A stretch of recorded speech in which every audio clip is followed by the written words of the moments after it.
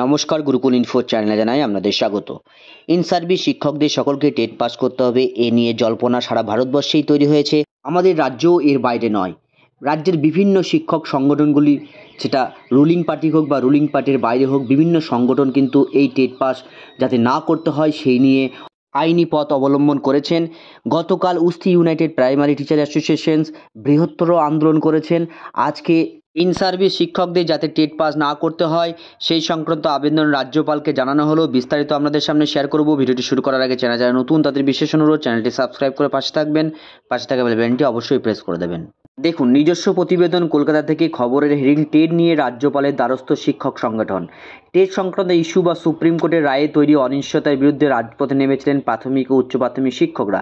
এদিকে বুধবার দুপুরে সুবোধ মল্লিক স্কোয়ার থেকে রানী রাসমণি অ্যাভিনিউ পর্যন্ত মিছিল ও গণসমাবেশের ডাক দিয়েছিল Usti united primary teacher welfare association.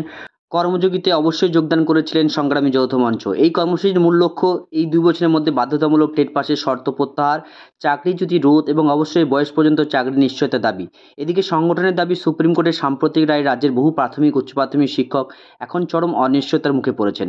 এর পাশাপাশি শিক্ষক সংগঠনের বক্তব্য, রাজ্য সরকারের নিষ্ক্রিয়তার ন্যায্য প্রতিকারমূলক পদক্ষেপ না নেওয়ায় আন্দোলন কারণ। তবে বুধবার তাদের তরফ মেন দাবি ছিল রিট্রোস্পেক্টিভ এফেক্ট কার্যকর করে টেট শর্ত প্রত্যাহার করা। পাশাপাশি এ দাবিও করা হয়েছে প্রাথমিক উচ্চ প্রাথমিক শিক্ষকদের চাকরিচ্যুতি রোধ এবং অবশ্যই বয়স পর্যন্ত চাকরির নিশ্চয়তার পাশাপাশি সুপ্রিম কোর্টের রায়ের অনিশ্চয়তা দূর করতে রাজ্যের অবিলম্বে কার্যকর পদক্ষেপ গ্রহণ।